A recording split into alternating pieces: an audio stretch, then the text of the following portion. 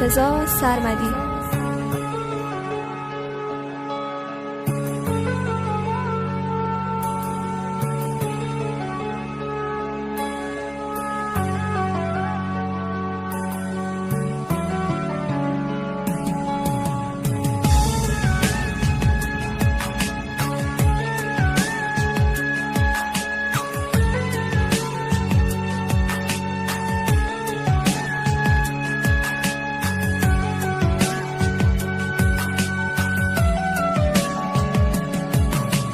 بهترین بهونه من ای چراغ خونه من، گفتن اسم قشنگت شعر عاشقونه من شدم مجنون چشمات، تو شدی دیوونه من، گم شدم تو این دو راهی، چشم تو نشونه من واسط ترانه میشم، تو منو بخون دوباره، آسمونه شب تاره پرش از ماه و ستاره.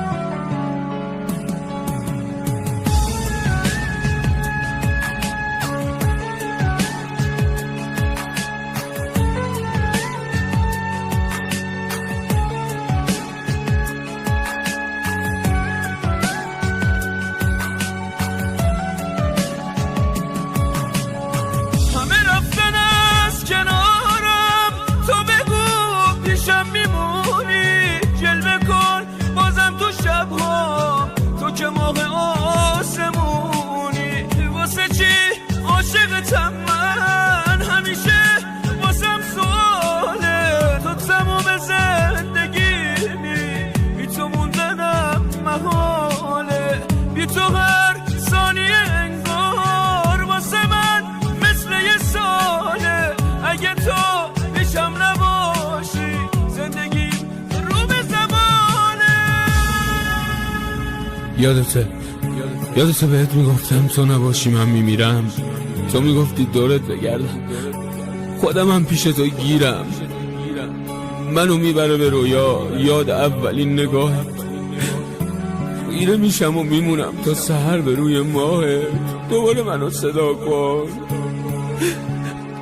صدا کن، منو از زمین جدا کن، شعله کن رو باور من، دوباره آتیش بپا کن، تو نباشی من میمیرم، آره من میمیرم. از من عاشق تنها بی تو هیچی نمیمونه، واسه عاشقونه خوندن ای تو بهترین بهونه، دل به دریا زدم اما بی تو من اینجا اسیرم، ماهی توی بلورم، نرسم به تو میمیرم، وای اگه خدا بخواد که ما دوتا از هم جدا شیم، وای اگه تو فال و قسمت ما بالغ هم نباشیم.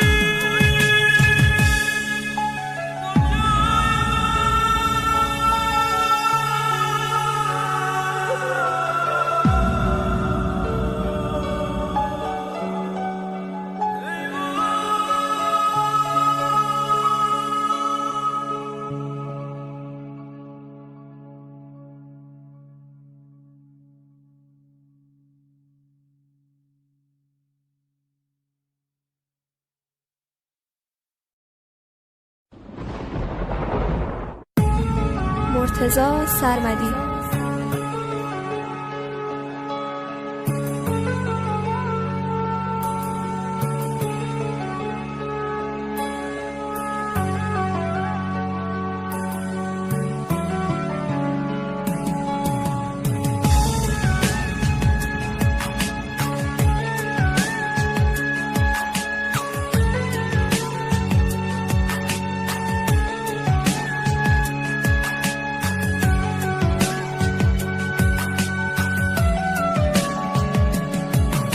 بهترین بهونه من ای چراغ خونه من، گفتن اسم قشنگت شعر عاشقونه من شدم مجنون چشمات، تو شدی دیوونه من، گم شدم تو این دو راهی، چشم تو نشونه من واسط ترانه میشم، تو منو بخون دوباره، آسمونه شب تاره پرش از ماه و ستاره.